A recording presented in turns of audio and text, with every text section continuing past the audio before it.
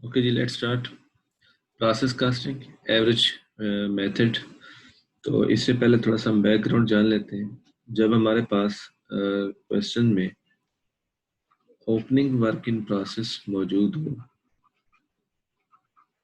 किसी भी प्रोसेस का ओपनिंग वर्क इन प्रोसेस मौजूद हो, इसको हम दो तरीकों से सॉल्व करते हैं। पॉसिबिलिटी जो होती है ये डिपेंड करता है उस बिजनेस की अकाउंटिंग पॉलिसीज पे कि वो एवरेज कास्टिंग मेथड यूज कर रहे हैं या फाइफो कास्टिंग मेथड जो है वो यूज कर रहे हैं। ठीक है, ये डिपेंड करता है उनकी अकाउंटिंग पॉलिसीज पे। बेस्ड ऑन अकाउंटिंग पॉलिसी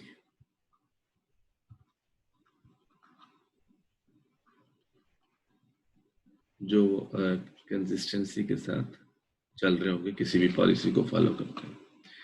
तो आज हम बेसिकली देखेंगे एवरेज कास्टिंग मेथड को कि किस तरीके से ये वर्कआउट करता है। तो ये क्वेश्चन बैंक से क्वेश्चन नंबर 4 का टाइटल है और ये कैलेंडर की बुक में से 5.18 है। CW Limited makes one product in a single process। Single process है, उसी में ही प्रोडक्ट जो है ना कंप्लीट हो जाती है फिनिश्ड गुड्स में। The details of the process for period 2 were as follows. There were 800 units of opening work in progress valued as follows. अब ये 800 यूनिट्स है, ये इसी प्रोसेस में जो है वो वर्क इन प्रोसेस में है, यानी कंप्लीट नहीं है। क्योंकि ये पीरियड 2 है तो पीरियड 1 के ये एंडिंग वर्क इन प्रोसेस होगा और जो है इधर आके हमारे पास जो बल्कि इस तरह से कह लें कि ये जो हमारे पास प्रोसेस है उसका जो पीरियड 1 है, हाँ बिल्कुल एग्जैक्टली उसका जो प्रोसेस 1 है हमारे पास एक ही प्रोसेस है। जैसा कि आप देख रहे हैं कि सिंगल प्रोसेस है, तो पिछले पीरियड में पीरियड 1 जो है इसका उसका ये क्या है, क्लोजिंग वर्क इन प्रोसेस, और पीरियड 2 में ये क्या हो गया, ओपनिंग वर्क इन प्रोसेस। अब हमें समटाइम्स क्या होगा, इस ओपनिंग वर्क इन प्रोसेस के साथ परसेंटेज भी बताई जाएगी कि कितना परसेंट ये कंप्लीट है वर्क। एक तो ये हमें देखें ओपनिंग वर्क इन प्रोसेस की कास्ट्स बताई हुई है, तो इनके साथ हो सकता था इनकी कुछ परसेंटेज भी बताई जाए। ठीक है,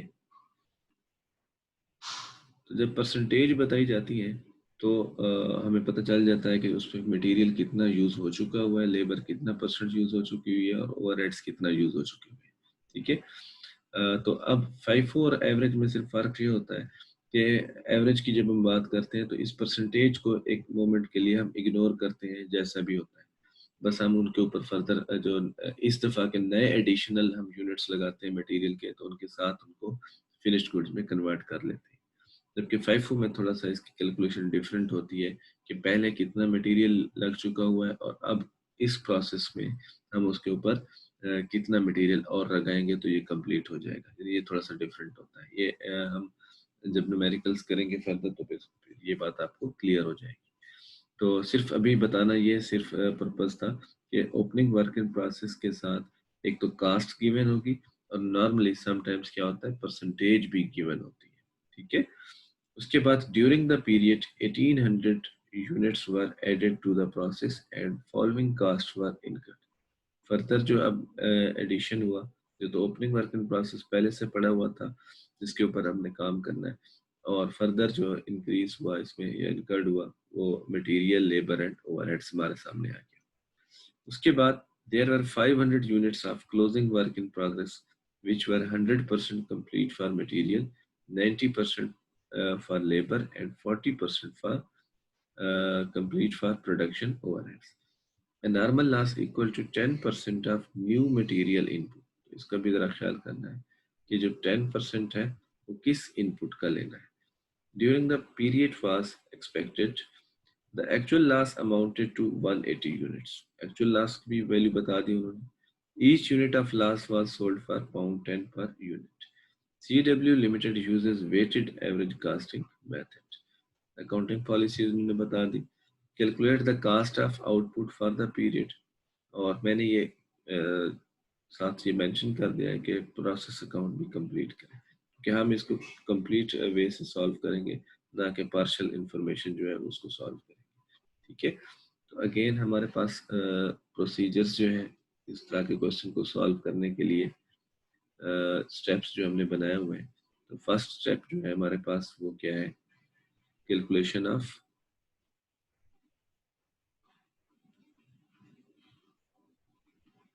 आउटपुट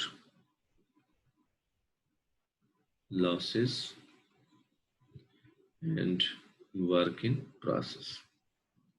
सेम प्रोसेसेस को हम प्रोसीजर्स को स्टेप्स को फॉलो करेंगे। तो लेट्स सी। अब देखें हमारे पास इनपुट में क्या है, ओपनिंग वर्क इन प्रोसेस, उसके हैं हमारे पास 800 यूनिट्स।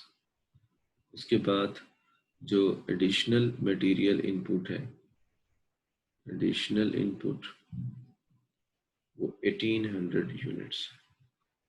तो टोटल इनपुट हमारे पास कितना हो गई, 2600 यूनिट्स। तो यहाँ पे आप देख सकते हैं ये हमारे पास 800 यूनिट्स और ये हमारे पास 1800 यूनिट्स।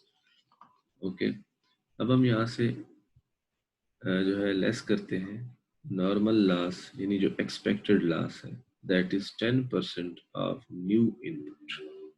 10% ऑफ न्यू इनपुट, ये आप देखें तो न्यू इनपुट क्या है, 1800, 1800। 10% लेंगे 180, माइनस करेंगे तो हमारे पास एक्सपेक्टेड आउटपुट,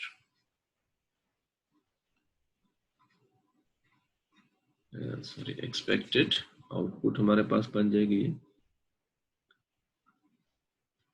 या इसको नॉर्मल आउटपुट भी कहते हैं। तो ये हमारे पास बन जाएगी जब हम इसे सम अप करेंगे 2420, ये एक्सपेक्टेड आउटपुट है। अब इसमें क्लोजिंग वर्क इन प्रोसेस भी हमें बताया गया है कि ये इस आउटपुट में से जो कुछ पार्ट है वो अभी वर्क इन प्रोसेस में है, तो उसके यूनिट्स उन्होंने हमें बता दिए हैं 500। ये हम यहाँ से निकाल लेते हैं, तो हम ये देखते हैं तो फिनिश्ड गुड्स में कितने यूनिट्स एक्सपेक्टेड है फर्दर, 1920, 1920, जैसा कि आप ये देख रहे हैं कि जब हमने मैनेज किया। अच्छा जी, अब यहाँ पर हमारे पास जो पॉइंट है वो ये है कि एक्चुअल आउटपुट हमारी कितना है। एक्चुअल आउटपुट अब हमारे पास कितना है, अगर देखा जाए तो क्वेश्चन में उन्होंने हमें कोई ऐसा हिंट नहीं दिया हुआ कि एक्चुअल आउटपुट कितना है, बट एक चीज उन्होंने यहाँ बता दी है कि हमारे पास जी, तो ये हमारे पास जो हिंट है वो ये है कि expected loss is equal to actual loss, that is expected loss क्या है 180 यूनिट्स, और जो एक्चुअल लॉस है ये भी उन्होंने देखें बता दिया है 180 यूनिट्स, यानी ये इक्वल है। इट मीन्स कि there are no abnormal loss and no abnormal gain. ठीक है, ना ही हमारे पास एबनॉर्मल लॉस है और ना ही हमारे पास एबनॉर्मल गेन्स है। ठीक है, क्यों, क्योंकि expected loss equal to actual loss है। अगर हमारा एक्सपेक्टेड लॉस 180 है और हमारा एक्चुअल लॉस हमारे एक्सपेक्टेशन से ज्यादा हो जाता, लाइक या 200 होता, तो फिर हमारे पास क्या एग्जिस्ट करता, एबनॉर्मल लॉस। और अगर हमारा एक्सपेक्टेड लॉस जैसे कि 180 है, एक्चुअल लॉस हमारे एक्सपेक्टेशन से कम हो जाता, लाइक 150 कर लेते हैं, ठीक है, तो फिर हमारे पास जो रिमेनिंग होते हैं यूनिट्स वो किस चीज के होते हैं, एबनॉर्मल गेन के। तो no, in this situation there are no abnormal losses and no abnormal gains because expected loss are equal to actual loss। ठीक है, इसका मतलब है abnormal loss और abnormal gain कोई नहीं है, तो actual output हमारी सेम यही होगी जो हमारे पास ये 1920 का फिगर है, क्योंकि ना ही हमारे पास abnormal losses हैं और ना ही abnormal gains है। इस तरीके से हमने इस फर्स्ट स्टेप को कंप्लीट कर लिया, calculation of output losses and work in process. तो होपफुली ये आपको क्लियर हो गया। उसके बाद सेकंड स्टेप हमारा जो होता है वो है इक्विवेलेंट यूनिट्स जो है वो हमने बनाने हैं। EPU यानी इक्वल प्रोडक्शन ऑफ यूनिट्स। इसको हम यहाँ लिख लेते हैं स्टेप 2, इक्विवेलेंट प्रोडक्शन यूनिट्स जो स्टेटमेंट है हमारे पास, ठीक है। तो ये हम कब बनाते हैं ये भी आपको याद रखना चाहिए, जब हमारे पास क्लोजिंग वर्क इन प्रोसेस या ओपनिंग वर्क इन प्रोसेस होते हैं तो तब ही ये बनाते हैं। तो इसका इन डिटेल फॉर्मेट हमने कल भी बनाया था, तो आज भी हम इसको बना लेते हैं।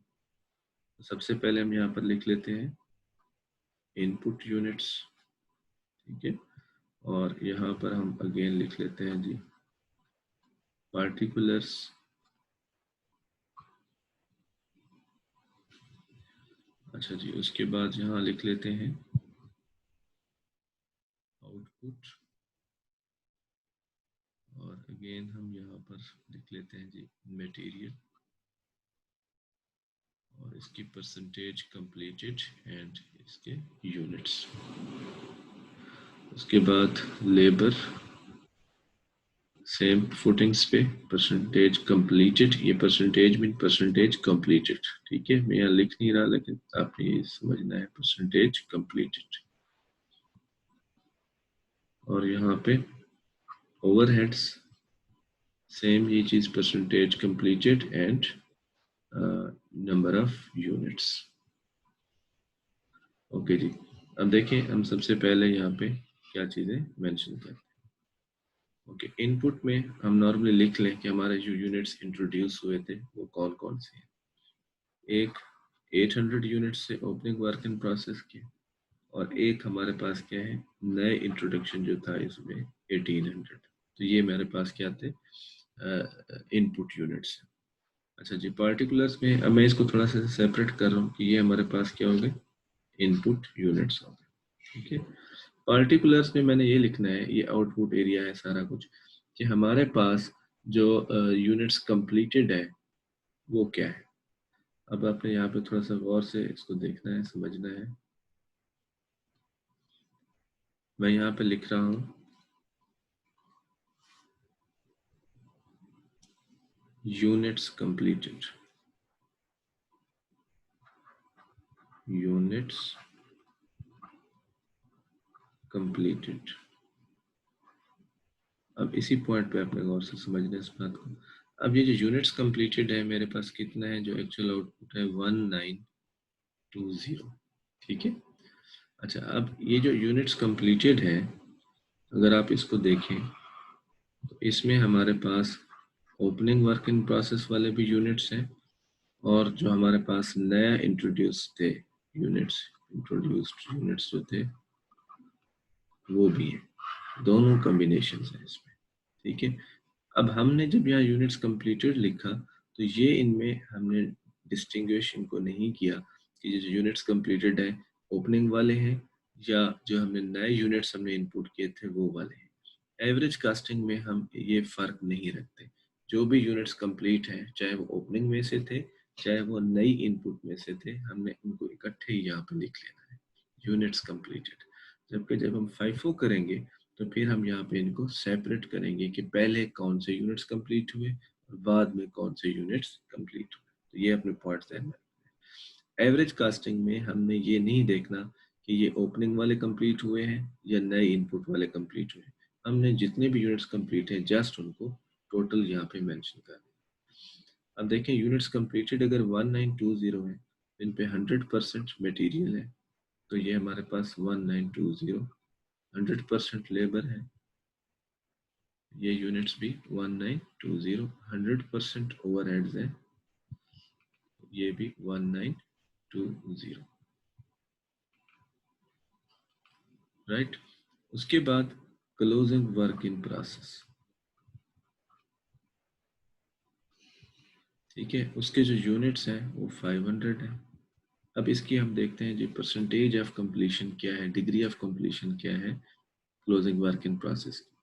तो यहाँ पे आप देख सकते हैं इस पैराग्राफ में 500 units of closing work in progress which were 100% complete to material, 90% for labor and 40% for overheads. 100% for material, 90% for labor and 40% for overheads. तो इस आउटपुट एरिया में से जो 500 है इसी की हम ये परसेंटेज लेते जाए। ये 500 ही रहेगा। ये 90% जब हम इसका लेंगे तो 450, और ये जब 40% इसका लेंगे इट बिकम्स 200। उसके बाद नॉर्मल लॉस, एक्सपेक्टेड लॉस था, इसके यूनिट्स है हमारे पास 180, तो इसको हमने फर्दर कहीं नहीं कंसीडर करना, क्योंकि हमने इसको यही कहा है कि normal loss during the process.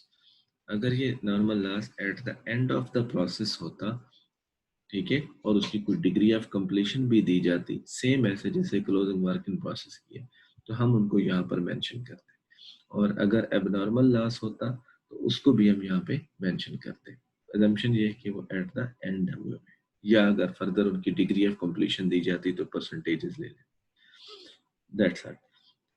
तो अब हमारे पास ये कंप्लीट हो गया। ये हो गए 2600 इनपुट, और अगर आप इसको टोटल करें तो ये 2600 हो गई आउटपुट। और अब जो इक्विवेलेंट प्रोडक्शन यूनिट्स हैं वो एरिया ये है, इक्विवेलेंट प्रोडक्शन यूनिट्स। तो ये हमारे पास मटेरियल के यूनिट्स हो गए, ये हमारे पास लेबर के यूनिट्स हो गए, और ये हमारे पास ओवरहेड्स के यूनिट हो गए।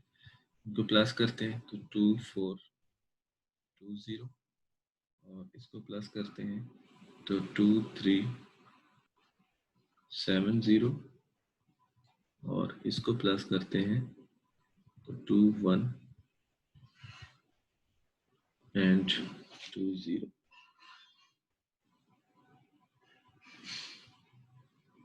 राइट, ये हमारे हो गए जी इक्विवेलेंट प्रोडक्शन यूनिट्स। स्टेप 2 हमारा ये कंप्लीट हो गया। मेन पॉइंट क्या है, अगेन आपको रिकॉल करवाता जाऊं, एवरेज में हम क्या कर रहे हैं, यानी क्योंकि इस क्वेश्चन में हमारे पास ओपनिंग वर्क इन प्रोसेस है, यूनिट्स जब कंप्लीटेड है इस पे फोकस रहे कि जब एवरेज कास्टिंग होगा तो जितने भी यूनिट्स कंप्लीटेड है सबको अपने आउटपुट पे लिख लेना है। ये फर्क नहीं देखना कि पहले कौन से कंप्लीट हुए, ओपनिंग वाले या नई इंट्रोडक्शन वाले। ठीक है, नेक्स्ट स्टेप जी, स्टेप 3 एंड 4, इसको हम इकट्ठे हम सॉल्व करते हैं। Net process cast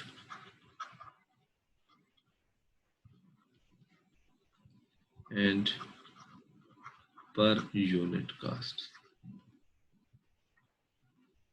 as per cost elements.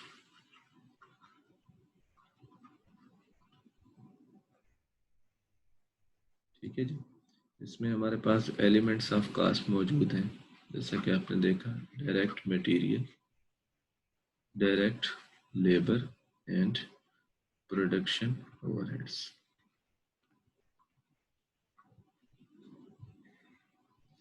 ठीक है जी। अच्छा, अब आप यहाँ पर देखें, हम नॉर्मली यहाँ पे मटेरियल जो हमारे पास होता था वो लिख लेते थे। अब हमारे पास लेबर कास्ट और प्रोडक्शन ओवरहेड कास्ट जो भी होती थी हम यहाँ पे मेंशन कर देते थे। अब हमें इस क्वेश्चन के अंदर सबसे पहले दिया गया ओपनिंग वर्क इन प्रोसेस, तो हम सबसे पहले यहाँ लिखेंगे cost of opening work in process. ठीक है, ओपनिंग वर्क इन प्रोसेस में हमें क्या बताया गया है, तो देखिए, ओपनिंग वर्क इन प्रोसेस के मटेरियल भी है, लेबर भी है, ओवरहेड भी है, तो पहले हम यही मेंशन कर लें। मींस अब हमारे पास ओपनिंग वर्क इन प्रोसेस में 98,000 का मटेरियल लगा हुआ है जो उनकी कास्ट है, और 46,000 का हमारे पास लेबर है, और 7,600 का प्रोडक्शन ओवरहेड है, और ये ऑल डाटा किसमें है, इन पाउंड्स। अब हम यहाँ लिखेंगे cost incurred during the period, cost incurred during the period, period 2, यानी जैसा कि इस क्वेश्चन में है पीरियड 2। तो मटेरियल कास्ट कितना है ये हम देखते हैं, लेबर कितना है, ओवरहेड्स कितना है, ये आप याद देख सकते हैं। मटेरियल की कास्ट है जी 387 एंड 800। लेबर की जो कास्ट है वो है 276,320, और ओवरहेड्स की जो कास्ट है वो है 149 एंड 280।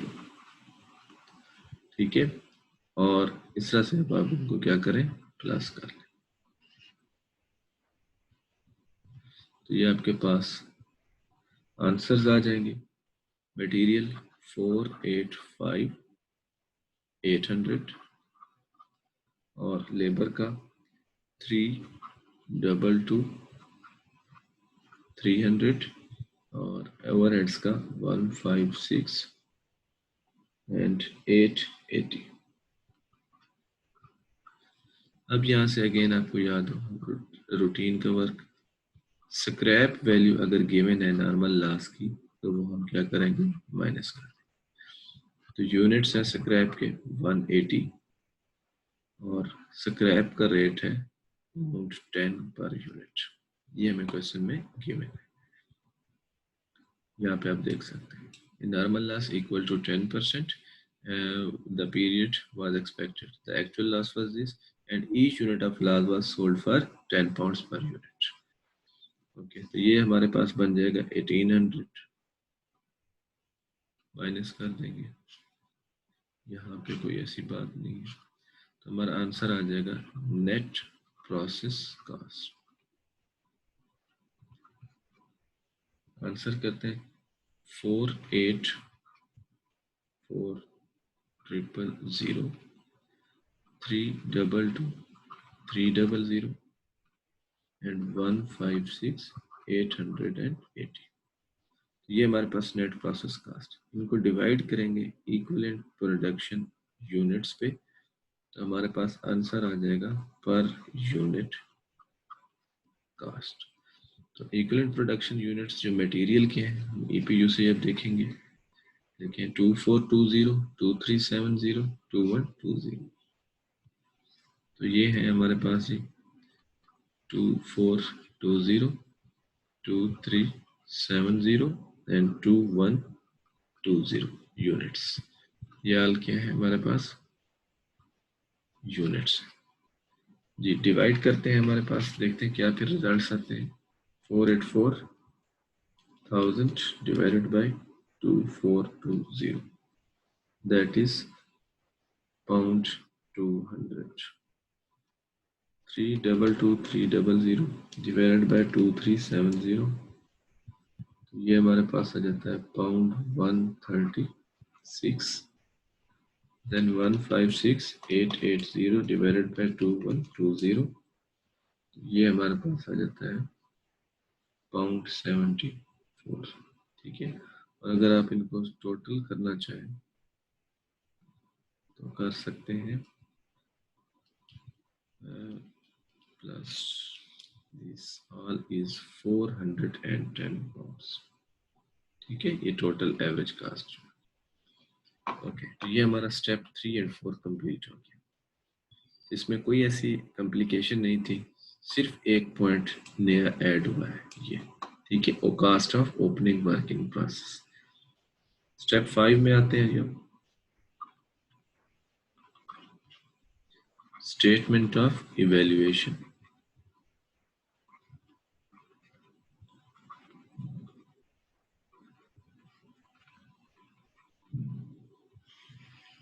इसका भी डिटेल फॉर्मेट हमारे पास मौजूद है, लेकिन हम स्टेप्स को देख लेते हैं। सबसे पहला काम लिखेंगे कास्ट ऑफ यूनिट्स कंप्लीटेड।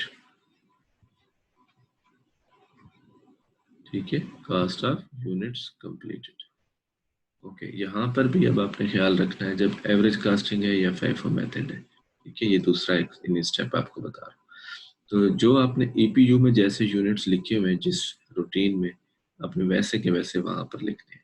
अगर यहाँ पे जैसे कि एवरेज में हमने ये फर्क नहीं देखा कि किस तरह से हमने इनको मेंशन करना है, तो यानी हमने सम अप कर दिया बस, तो हम सेम उसी तरीके से वहां लिखेंगे इवेल्युएशन स्टेटमेंट में। अगर हमने यहाँ पर लिखा था कि पहले ओपनिंग वर्क इन प्रोसेस फिर दूसरे यूनिट्स यानी FIFO को फॉलो किया था, तो फिर हमें जैसा यहाँ पे पैटर्न है वैसा इवेल्युएशन में रखना।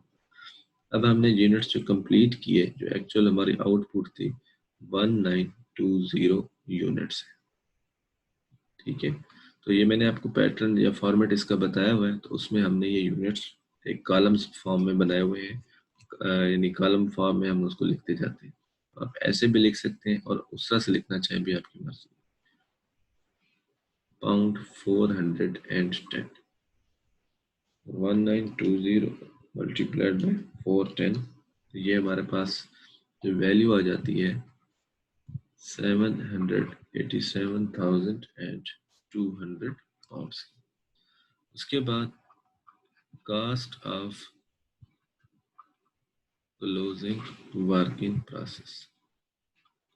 अच्छा, एक चीज़ और भी पता था, जब हम पहले भी ये डिस्कस कर चुके हैं, आप इनको एलिमेंट, कास्ट एलिमेंट वाइज भी लिख सकते थे, यानी material, labour and overhead individual 410 इकट्ठा लिखने की बजाय। ठीक है, यानी 1920 मल्टीप्लाइड बाय मटेरियल की कास्ट, 1920 मल्टीप्लाइड बाय लेबर की कास्ट, 1920 मल्टीप्लाइड बाय ओवरहेड की कास्ट। तो जब आप इसको कंपेयर करते हैं और इसका टोटल करते हैं तो तब भी आपके पास यही आ जाता है, यानी कास्ट एलिमेंट वाइज। और आपने इकट्ठा लिख लिया तो तब भी कोई इशू नहीं, लेकिन आपको पता दोनों तरीकों का होना चाहिए। Okay, closing work in process में जैसे कि मैं लिख रहा हूँ मटेरियल, लेबर एंड ओवरहेड्स।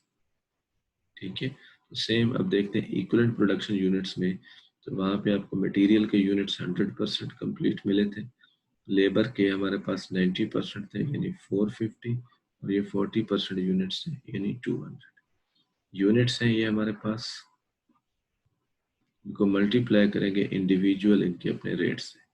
तो मटेरियल का पर यूनिट रेट था 200, इसका है 136 और इसका है 74। मल्टीप्लाई करेंगे हमारे पास आंसर्स आ जाएंगे। ये हमारे पास बन जाएगा 1 लाख, ये हमारे पास बन जाएगा 61,200, और ये बन जाएगा 14,800। सम अप करेंगे तो ये टोटल बनता है 1,76,000। अब यहाँ पे एबनॉर्मल लॉस अगर होता तो उसकी हम कास्ट लिखते, यहाँ पे वो नहीं है। Normal loss at the end अगर होता तो हम उसको भी लिख सकते थे, लेकिन ये हमारे पास अवेलेबल नहीं। Finally process account.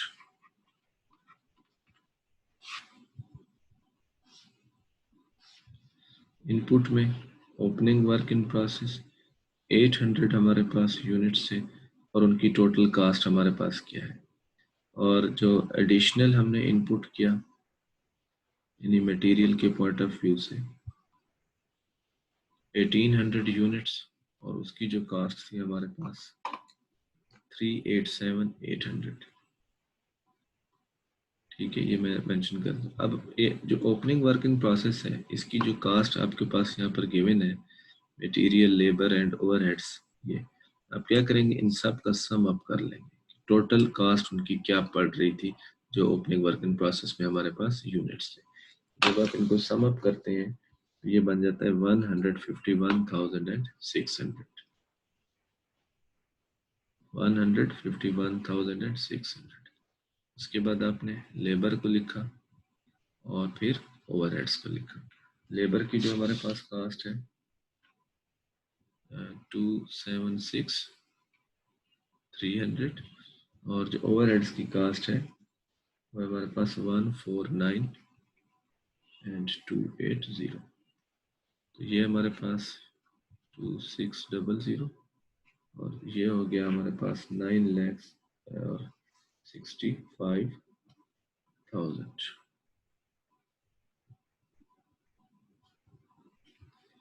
Cast of units completed, तो ये हमारे पास 1920, और स्टेटमेंट ऑफ इवेल्युएशन से कास्ट देखते हैं 787,200, 787,200। फिर क्लोजिंग वर्क इन प्रोसेस, इसके जो हमारे पास यूनिट्स है 500, और इसकी जो कास्ट है 1,76,000। Normal loss scrap units. Okay जी, हम बात कर रहे थे कि नॉर्मल लॉस 180 यूनिट्स है और इनकी स्क्रैप वैल्यू जो थी वो 1,800 अमाउंट थी। ठीक है, ये सारा डाटा किसमें, पाउंड्स में है। ओके, अब आप यहाँ पे यूनिट्स टोटल करें ये भी आपको 2600 मिलेंगे और आप इनका भी टोटल करें कास्ट का, ये भी 9,65,000 पाउंड्स मिलेंगे। तो ये आपका जो क्वेश्चन है आंसर इसका हो गया। तो ये it's all about average casting. ठीक है, जब आप एवरेज कास्टिंग मेथड यूज करते हैं फॉर प्रोसेस अकाउंट्स, तो आपने कौन कौन से स्टेप्स को फोकस करना है ये भी आपने देखना है, और प्रोसेस अकाउंट में इस तरीके से उनको शिफ्ट करना है। ठीक है, तो अगेन मैं आपको थोड़ा सा रिकॉल करवा देता हूँ चीज़ें, ताकि आपके ये जहन में बातें बैठ जाए। फर्स्ट स्टेप से ओपनिंग वर्क इन प्रोसेस के जो यूनिट्स हमें गिवन है वो इनपुट में आ जाएंगे, और एडिशनल मटेरियल जो होगा यानी इनपुट जो होगी वो भी हम लिखेंगे। उसके बाद नॉर्मल लॉस एज एक्सपेक्टेड जैसा हमें बताया गया होगा, हम उस तरह से इसको कैलकुलेट करेंगे। ठीक है, हो सकता था यहाँ पर हमें बताया जाए नॉर्मल लॉस 10% ऑफ इनपुट, तो मीन्स टोटल इनपुट। ठीक है, या टोटल इनपुट का बताया जाए, या आप मेंशन किया जाएगा कि न्यू इनपुट, जैसे यहाँ पे था तो हमने न्यू इनपुट का 10% लिया, जैसे भी हमें बताया जाएगा वैसे हमने करना। Expected output closing work in process, actual output same रही। रीजन उसकी ये थी कि एक्सपेक्टेड लॉस और एक्चुअल लॉस इक्वल थे, कोई उनमें फर्क नहीं था। तो यहाँ पर हमारे पास ना ही एबनॉर्मल लॉस है ना ही एबनॉर्मल गेन है, तो इट मीन्स जो हमारा एक्सपेक्टेड यूनिट्स है रिमेनिंग वही हमारी एक्चुअल आउटपुट है। तो यहाँ पे भी टेक्निकली कुछ चीज़ें हो सकती हैं, जिस कि आपको रिवर्स मेथड यूज़ करना पड़े यूनिट्स को कैलकुलेट करने के लिए, लेकिन ये आपको पता हो कि हमारे पास यूनिट्स होते कौन कौन से। ये आपके पास इनपुट में ये कुछ हो सकता है, आउटपुट में क्या हो सकता है, उसमें या तो यूनिट्स एक्चुअली कंप्लीट हो जाएंगे, या यूनिट्स वर्क इन प्रोसेस होंगे, या यूनिट्स क्या होंगे फिर लॉसेस में होंगे। नॉर्मल लॉस हो सकता है, एबनॉर्मल लॉस हो सकता है, या एबनॉर्मल गेन हो सकता है। ठीक है, उसके बाद इम्पोर्टेंट स्टेप ईपीयू। तो ये ईपीयू हमने किस बेस पे बनाया इसके साथ अब मेंशन भी कर दें, एवरेज कास्ट के through, average method, average costing method. ठीक है, मेंशन कर दिया जाए FIFO हो तो FIFO। इसमें इनपुट हमने लिखा, अब पार्टिकुलर्स में हमने लिखे यूनिट्स कंप्लीटेड। इंपॉर्टेंट पॉइंट, की पॉइंट है ये। ठीक है, FIFO और एवरेज कास्टिंग में। तो यहाँ यूनिट्स कंप्लीटेड को जब आपने लिखना है तो इसमें ये नहीं देखना कि पहले कौन से वाला यूनिट्स कंप्लीट हुए थे, बल्कि सम अप कर देना है। अगेन मैं आपको सिर्फ रिपीट कर रहा हूँ ताकि आपके जहन में ये बात बैठ जाए। जबकि जब FIFO होगा तो हम ऐसा नहीं करेंगे। FIFO में हम क्या करेंगे, क्योंकि ओपनिंग वर्क इन प्रोसेस है तो फर्स्ट इन फर्स्ट आउट, तो first in process first completed. तो ओपनिंग वर्क इन प्रोसेस वाले यूनिट्स पहले कंप्लीट होंगे, और उसके बाद जो नई इनपुट थी वो वाले कंप्लीट होंगे। ठीक है, तो ये हम उस डिटेल में बात करेंगे। उसके बाद simply we closing work in process, normal loss, abnormal gain, जो भी इवेंट्स थे वो हमने यहाँ पे मेंशन कर लेने हैं, और according to their degree of completion हमने यहाँ पे इनको पुट कर दिया। तो ये हमारे पास टोटल ईपीयू बन गई, स्टेटमेंट और इक्विवेलेंट प्रोडक्शन यूनिट्स बन गए। स्टेप 3 एंड 4 में हमने प्रोसेस कास्ट देखी और per unit cost as per cost element. तो आपने देखा इसमें नए जो इजाफा है किस बात का है, ओपनिंग वर्क इन प्रोसेस की कास्ट का, कि उसमें मटेरियल कितना लगा हुआ था, लेबर कितना लगी हुई थी, और ओवरहेड कितना था। और हमारे पास बाकी क्या है, सारा कुछ वैसे जैसे हम रूटीन के पिछले क्वेश्चंस करते आ रहे हैं, कोई इसमें नई बात नहीं थी। ठीक है, सिर्फ एक ये इजाफा हुआ है। ओके, ये हमारे पास पर यूनिट कास्ट होगी। उसके बाद स्टेटमेंट ऑफ इवेल्युएशन, इसमें मैं अगेन आपको बार बार कहता भी रहता हूँ कि या तो आप पर यूनिट कास्ट को यूनिट से मल्टीप्लाई कर दें, या आप एलिमेंट्स ऑफ कास्ट के थ्रू भी इनको सॉल्व कर सकते हैं। जैसे कि यहाँ पे 200 है, यहाँ 136 है, और यहाँ 74 है। तो जब आप इसका भी अगर ऐसे इंडिविजुअल टोटल कर लेते हैं, ठीक है, तो फिर भी आपके पास ये टोटल सेम यही आना। Okay, cost of closing work in process, तो यहाँ पे हमने वैसे ही एलिमेंट लिखना है, क्योंकि हमारे पास इक्विवेलेंट प्रोडक्शन यूनिट्स का हिसाब से हमने बात करनी है। ठीक है, तो पर यूनिट कास्ट भी गिवन है और इक्विवेलेंट यूनिट्स भी हमारे पास गिवन है, मल्टीप्लाई किया और जस्ट सम अप कर दिया। There are no abnormal losses, abnormal gains और normal losses at the end of the period। तो ये evaluation में सिर्फ यही चीजें रहेंगी। Simply completing now the process account, तो एक ही प्रोसेस है, नेम से 1 कह लें, A कह लें। तो ये हमारी इनपुट साइड है, जैसे हम पहले भी बात करते हैं। इसमें इजाफा क्या हुआ, opening work in process units 800 थे, उनके ऊपर ये टोटल कास्ट हमने लिख ली। यानी इसमें क्या शामिल है, मटेरियल, लेबर एंड ओवरहेड्स। जो ओपनिंग इसमें कास्ट इनकर हुई हुई थी, हमने उनको क्या किया, जस्ट सम अप कर लिया। ये बना 1,51,600। एडिशनल इनपुट मटेरियल यूनिट्स 1800, तो ये टोटल 2600 हो गए, और उनके ऊपर कास्ट हमने डाटा क्वेश्चन से ले लिया। फिर कास्ट ऑफ यूनिट्स कंप्लीटेड, ये हमारा सारा डाटा कहाँ से, स्टेटमेंट ऑफ इवेल्युएशन से। Cost of units completed 1920 units है, उनकी कास्ट ये है, इवेल्युएशन से आ गया। Closing work in process units 500 है, और उसकी कास्ट स्टेटमेंट ऑफ इवेल्युएशन से आ गई। नॉर्मल लॉस, तो ये 180 यूनिट्स है, तो ये इसकी क्या होगी, बेसिकली स्क्रैप वैल्यू। अगर ना होती तो ये यूनिट्स हम मेंशन कर देते, लेकिन कास्ट में इसका हम जीरो लिख लेते या डैश सिंपली प्रेस कर देते। अब सम अप किया, तो इनपुट और आउटपुट साइड जो है ये हमारे पास इक्वल जैसा कि होनी चाहिए, क्योंकि एक लेजर अकाउंट है, तो कंप्लीट हमारे पास ये रिकंसाइल होना चाहिए, यूनिट वाइज भी और कास्ट वाइज भी। That's it. ये था जी आज का आपका लेक्चर अबाउट प्रोसेस कास्टिंग और average costing method by using weighted average method.